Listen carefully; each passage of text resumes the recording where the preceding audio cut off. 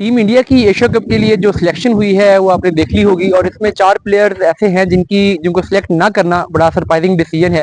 क्या खबरें हैं कि इन 4 प्लेयर्स को किसके कहने पर सिलेक्ट नहीं किया गया? खबरें ये हैं कि 2 डिसीजंस पर जो कोच गौतम गंभीर हैं उन्होंने वीटो किया, एक डिसीजन को कैप्टन सूर्या कुमार यादव ने वीटो किया और एक डिसीजन को अजीत अगरकर ने वीटो किया। तो इन 4 सिलेक्शन की कहानी मैं आपसे इस वीडियो में शेयर करने वाला हूँ। देखिए, एक तो जायसवाल और गिल में टाई था। बहुत दिनों से हम ये डिस्कशन सुन रहे थे कि इनमें से कोई एक खेलेगा और जायसवाल के जो स्टैट्स हैं टी20 के और जो उनकी परफॉर्मेंसेज हैं वो अपन सब जानते हैं कि वो बहुत बेहतर रही हैं गिल के मुकाबले में। लेकिन गिल को वाइस कैप्टन बनवाना था और गिल को गौतम गंभीर सपोर्ट कर रहे हैं, बल्कि पूरा बीसीसीआई ही सपोर्ट कर रहा है। तो इस वजह से गौतम गंभीर ने कहा कि नहीं, गिल ही होना चाहिए। हालांकि गिल का स्ट्राइक रेट का इशू रहा है, 125 का उनका स्ट्राइक रेट है टी20 में पिछले 1-2 साल में।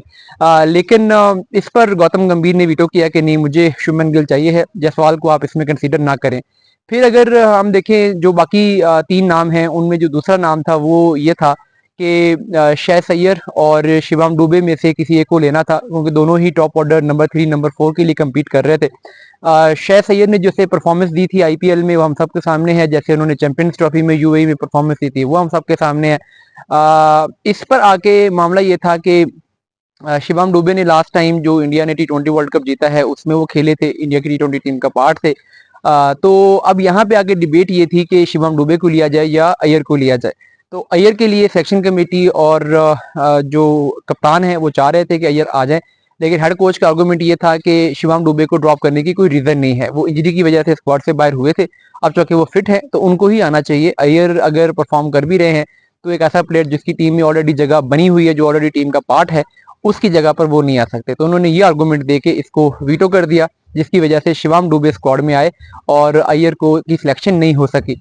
इस तरीके से जो तीसरा नाम है वो जो चॉइस थी वो वाशिंगटन सुंदर और रिंकू सिंह में थी। वाशिंगटन सुंदर आप जानते हैं कि वो बॉलिंग ऑलराउंडर के तौर पे स्क्वाड में आ सकते थे, ऑफ स्पिन बॉलिंग ऑप्शन वो प्रोवाइड करते हैं। रिंकू सिंह फिनिशर का रोल प्ले करते हैं। उसमें गौतम गंभीर वाशिंगटन सुंदर को लेना चाह रहे थे, लेकिन जो चीफ सेलेक्टर अजीत अगरकर हैं उन्होंने रिंकू सिंह को ही बैक किया और उन्होंने कहा कि नहीं, रिंकू सिंह को होना चाहिए, क्योंकि रिंकू सिंह फिनिशर का रोल प्ले करते हैं। निचले नंबर पे खेलने के लिए हार्दिक पांड्या के अलावा और कोई भी बैट्समैन नहीं है।